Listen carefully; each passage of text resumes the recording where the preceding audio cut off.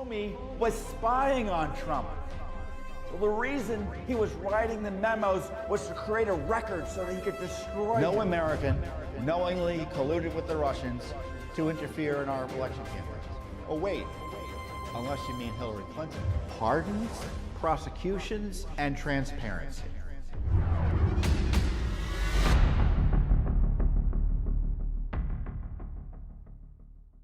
Hey everyone, Judicial Watch President Tom Fitton here with our weekly update on social media. Thanks as always for joining us this week. As much of DC goes on vacation for about a month, Congress is out, more or less, the House of Representatives. Judicial Watch is doing as much as anyone can to promote, preserve, and protect the rule of law. We have a big lawsuit, a civil rights lawsuit against the Chicago mayor who's engaging in racist discrimination. We have a lawsuit to investigate the January 6th shooting of an American citizen, an armed American citizen at the U.S. Capitol that the media doesn't want to talk about.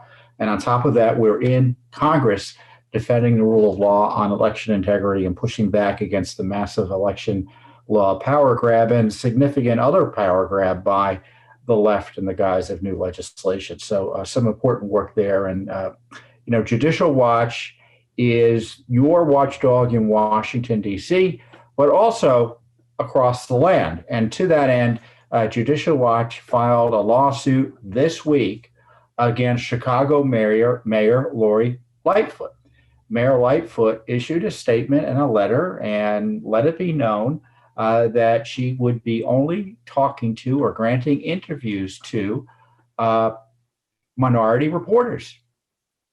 Just completely racist policy that she thinks the press corps needs more diversity, and as a result, she was going to ban white reporters from being able to interview her. Completely outrageous, illegal. I could say all those words, right? And I wanted to highlight this issue because we've been talking about critical race theory, the idea that the left has it's okay to discriminate against white people. I mean, they can have that as a theory, however morally repugnant it is, but it's not legal. Federal law and the Constitution prohibits certainly government officials from engaging in that type of discrimination. And specifically, in this case, Mayor Lightfoot issued a letter, and as we say in the release, informed multiple reporters that she would grant one-on-one interviews only to Black or brown journalists. The next day, the mayor released a letter doubling down on her discriminatory policy. Since that time, the mayor has granted at least one interview request from a self-identified Latino reporter and none to white reporters. Well, we represent Thomas Catenacci. I hope I'm pronouncing his name right. Thomas works with the Daily Caller News Foundation. He's a reporter, and he sent an email to Mayor Lightfoot asking for an interview on COVID. Didn't get a response. He sent another email. He didn't get a response. He sent another email. 3 emails sent, no response. And so he fairly and rightly concluded he was being denied the interview. And as Mayor Lightfoot has said, the policy of denying interviews to white reporters is based on race. It wasn't because she didn't like the Daily Caller News Foundation or the other sort of legitimate reasons, frankly, that politicians can use to not interview with a reporter. There's no law requiring a reporter gets an interview with everyone he wants. But government officials can't deny access to reporters based on their race. Now, you would think that's common sense, right? Of course, it's Judicial Watch is the only one who sued over this craziness. We filed the lawsuit on behalf of Thomas and the Daily Caller News Foundation in federal court in the Northern District of Illinois. The claims specifically are claims under the First Amendment and the 14th Amendment. There's a civil rights law that the lawyers call for shorthand 1983 type claims. And it's a federal civil rights law. It goes back to 1871. It was originally called the Ku Klux Klan Act.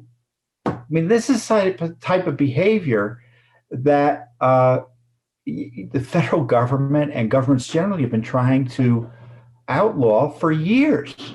And the idea that a government official would stand at the door and deny access to reporters who have a First Amendment right to try to cover the politician in question, but also they have a First Amendment right to petition the government to try to get the request considered, and to be told they can't be considered because of their race is a constitutional abomination. So we have the lawsuit, it's in federal court, and it shows you that, it's Judicial Watch who kind of cuts to the chase on these issues. Because there's talk of critical race theory, woke, equity, which is another code for critical race theory. Equity is a Marxist communist concept that requires equality of outcomes as opposed to just equality under the law. And there is this big push in the schools, as we've discussed, at the corporate level, at the federal level, and here at the state level to push this racial separatism that is racist. To the degree it has any intellectual heft behind it, it's Marxist and communist and seeks to overthrow institutions of the United States of America and destroy America and our constitutional republic. But in its most base sense, this is just racism. When you have someone like the mayor of Chicago telling reporters, you can't talk to me because you're the wrong color. Now, her concern, allegedly, if you want to be charitable, is there aren't enough minorities in newsroom staffs to cover the city. I don't know whether that makes a difference or not. It further suggests that you do your job and perform your job based in part on the color of your skin. So it's that racial separatism that terrible regimes that we're all supposed to be against that have promoted, the left is now taking up. So Judicial Watch is doing heroic work here. Our lawyers are in court. We obviously have our lawyers here in town, in DC. Our Illinois lawyer is Christine Svensson. And of course, we appreciate Thomas, who is our client. He comes forward. You bet he's going to get attacked by the leftists for daring to assert his rights as an American citizen and stand against this corrupt politician. And where's the Justice Department here? It's just nakedly racist behavior that's contrary to law. Justice Department Civil Rights Division ought to be investigating this, don't you think? Or does Illinois have a civil rights agency or civil rights enforcement? Where's the AG, Attorney General of Illinois? And this is why Judicial Watch is important, because we're independent and we're willing to come forward and take on cases like this. And this isn't our only case, of course. We represent Coach David Flynn in Massachusetts, Dedham, Massachusetts. He was fired from his job as a high school football coach in retaliation for his complaints about Black Lives Matter and critical race theory propaganda being taught his children, his daughter specifically. Got fired from his high school football coach position. We're suing in California against race and gender and other quotas for boards of directors out there. I'll say it once and I'll say it again. The organized left, the academic intellectual left, the Marxist left does not oppose racial discrimination. Actually, they see opposition to racial discrimination as being discriminatory. They just oppose racial discrimination targeted at one ethnic group, but they're happy to target it at another. They don't oppose racial discrimination. So they're the ones outside the Constitution. They're the ones outside the law. They're the race-based extremists, the racialists, the racist, the separatists, whatever you want to call it. So this racist policy by this corrupted mayor in Chicago is now in federal court, thanks to Judicial Watch, and we do it thanks to you as well. And as I said, we've got this other litigation. We've been investigating this issue and pushing this issue for years, by the way. But it's metastasized in recent years because of the rising communism in our society.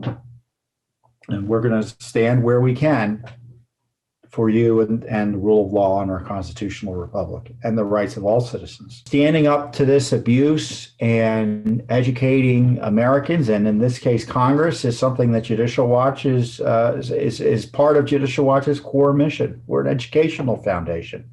And to that end, one of our senior voting law attorneys, Russ Noville, testified to a House Judiciary, I think it was a subcommittee hearing this week, as the committee was discussing changes to election law at the federal level.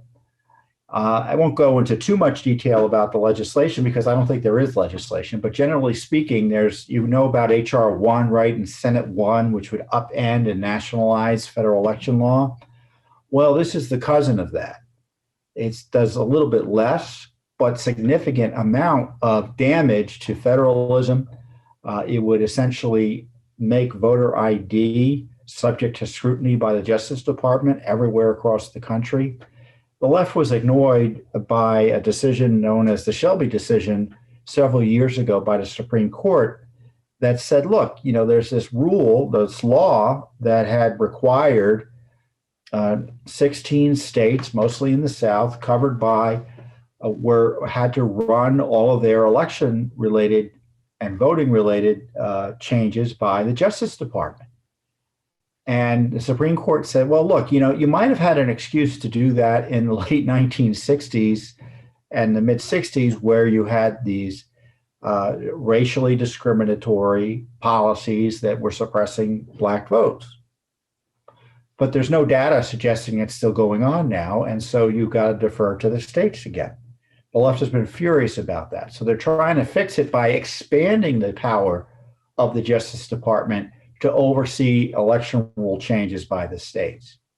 In fact, they're trying even to expand the power of the Justice Department from overseeing election law changes to overseeing or being able to litigate over virtually anything it wants. So it's not even elections. They can go to court. It looks like under the legal analysis of Russ,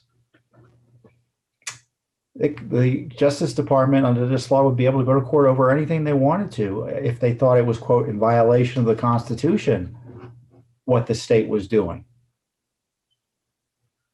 So just without boring you with the detail about the difference between the Justice Department holding a state accountable under a federal statute versus the Justice Department saying, well, the Constitution prevents you from doing anything we don't like you to be doing, which is kind of like it depends on the eye of the beholder, right? That would be a radical change in the law and an attack at the heart of federalism. And federalism, of course, and the structure, our constitutional structure, isn't designed to make life easier for leftists and deep state bureaucrats and power-hungry politicians. It's designed to protect your liberties. That's why we have a federalism structure. Federalism is designed to dissipate the power of government and allocate the power in a way that protects your liberties and makes the exercise of government power accountable to you, dear citizen. So Judicial Watch was up on Capitol Hill this week. Russ did an excellent job. They had 3 left-wing attorneys testifying on behalf of the bill or, was in support of this radical power grab, and just Russ. And per usual, I think there was only one Republican there. She did a great job.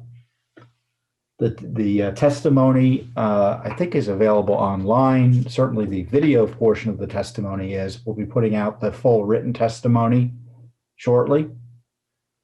But just so you know, it's not just HR 1. It's not just that power grab. It's the bill is known as John Lewis bill, or more, and that is as not as crazy as the HR1 bill, but one that is significant.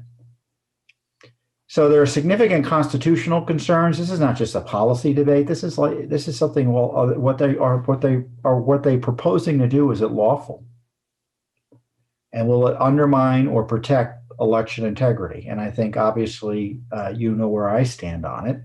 And what Russ tried to do was educate people about what the law was. He had been an attorney in the Civil Rights Division of the Justice Department. So he was actually enforcing the laws they're trying to, quote, reform now.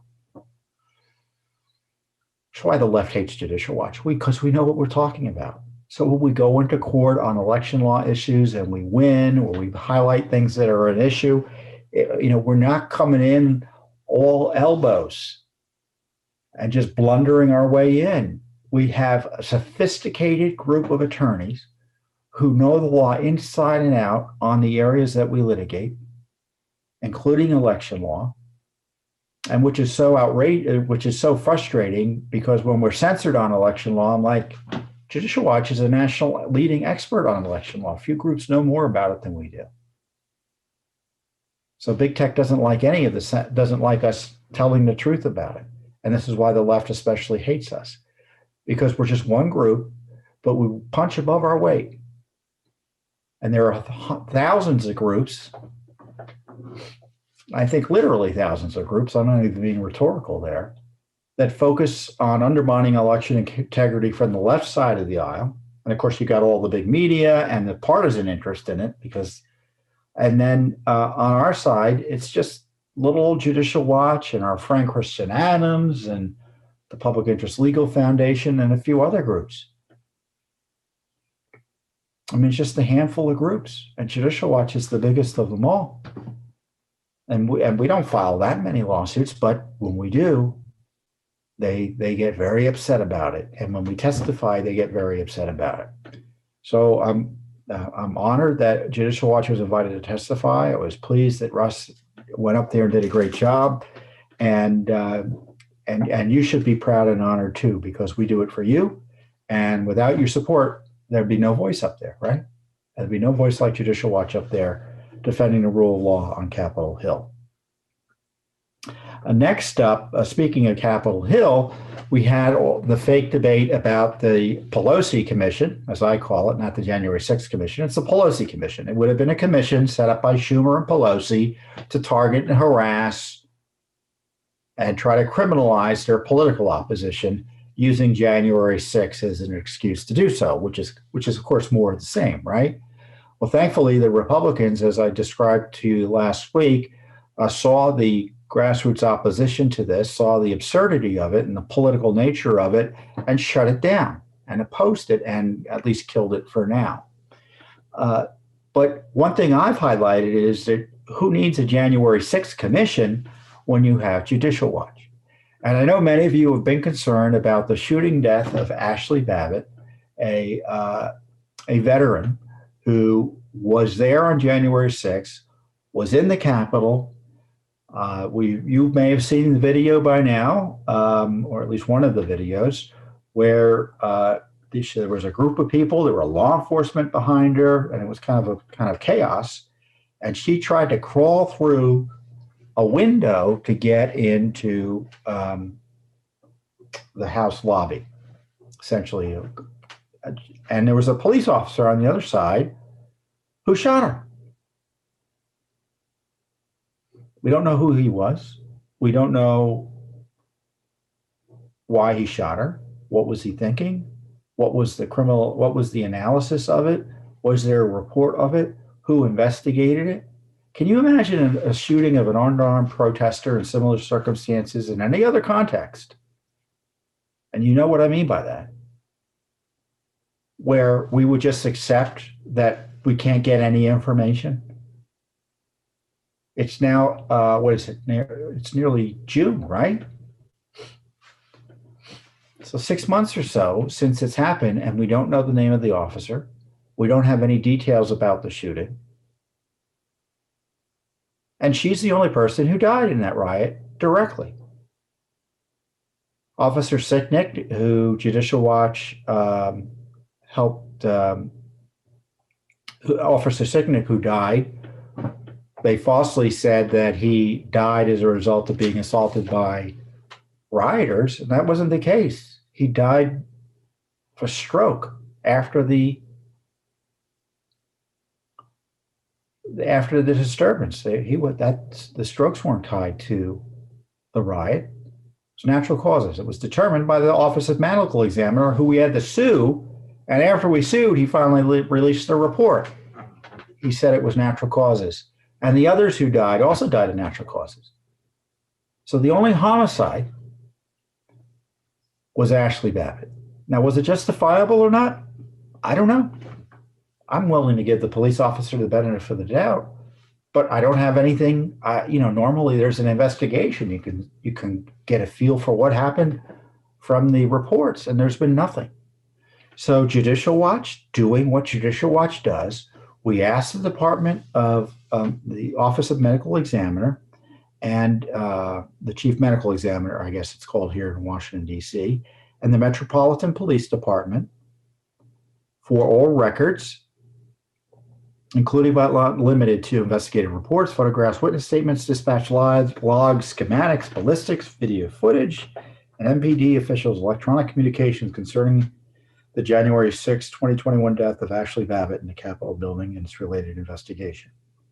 Now, specific requests to the Chief Medical Examiner as for all records, including but not limited to autopsy reports, toxicology reports, notes, photographs, and their official communications related to her death.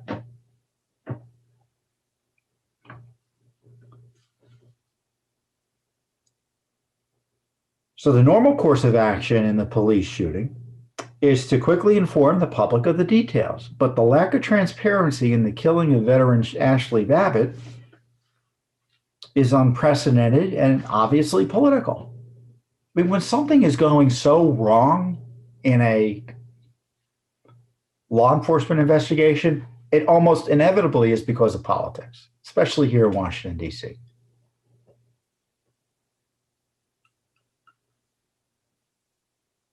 There have been so many criminal investigations of crimes that otherwise would be handled appropriately or normally, but they're almost always waylaid or corrupted or obstructed or otherwise undermined by political interference. And that we had to file a lawsuit for basic information after months and months of stonewalling is a scandal. And as I said, we're doing the work of a commission already. We have a lawsuit against the Pentagon and the U.S. Park Police for information about the deployment of troops and warnings about the January 6th protests. We filed suit against the Defense Department and about Pelosi's telephone call with the chairman and joint chiefs of staff on January 8th, which, where she was attacking and trying to undermine Trump.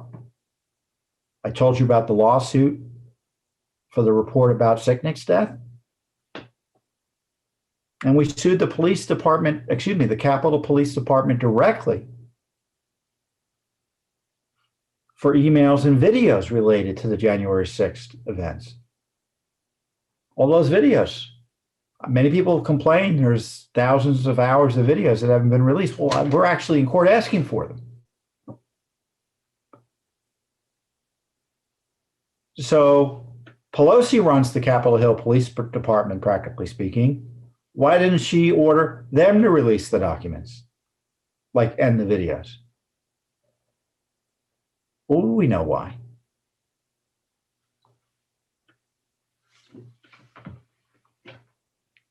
So Judicial Watch is in court almost a half a dozen times, half a dozen lawsuits on this. Numerous Freedom of Information Act requests, more are coming.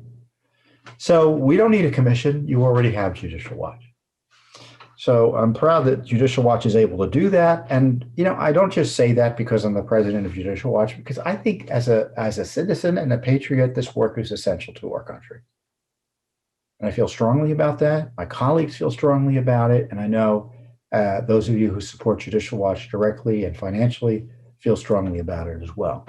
And all the work we do at Judicial Watch pales in comparison and, is a shadow of the ultimate sacrifices by our fighting men and women who died in the service of their country, whose sacrifices we honor on Memorial Day. And I love Memorial Day because the official Memorial Day, May 30th, is my birthday. So I always have a special affinity for it. But Memorial Day is that time of the year where our country can focus on the sacrifice, the ultimate sacrifice of untold numbers of fellow Americans, Americans who gave their lives to preserve and defend our God-given freedoms in our constitutional republic. Oftentimes, on days like this, I always think of the speech on Veterans Day, Memorial Day, and a lot of other times. There was a speech by Ronald Reagan in 1985, and I may have actually gone over this with you before, but I'm going to do it again because it's great to hear again. Much of the speech, as I said, it's about Veterans Day. It's a Veterans Day speech, but it applies to Memorial Day, especially what I think this portion, which always has application, especially today. And Ronald Reagan in 1985 said, "And the living have a responsibility to remember the conditions that led to the wars in which our heroes died. Perhaps we can start by remembering this, that all of those who died for us and our country were, in one way or another, victims of a peace process that failed, victim of a decision to forget certain things, to forget, for instance, that the surest way to keep a peace going is to stay strong. Weakness, after all, is a temptation. It tempts the pugnacious to assert themselves, but strength is a declaration that cannot be misunderstood. Strength is a condition that declares actions have consequences. Strength is a prudent warning to the belligerent that aggression need not go unanswered." This is the kicker. Peace fails when we forget what we stand for. It fails when we forget that our republic is based on firm principles that have real meaning, that with them we are the last best hope of man on earth. Without them, we're little more than a crust of a continent. Peace also fails when we forget to bring to the bargaining table God's first intellectual gift to man, common sense. Common sense gives us a realistic knowledge of human beings and how they think, how they live in the world, what motivates them. Common sense tells us that man has magic in him, but also clay. Common sense can tell the difference between right and wrong. Common sense forgives error, but it also recognizes it to be error first. We endanger the peace and confuse all issues when we obscure the truth, when we refuse to act and name an act for what it is, when we refuse to see the obvious and seek safety in the Almighty. Peace is only maintained and won by those who have clear eyes and brave minds.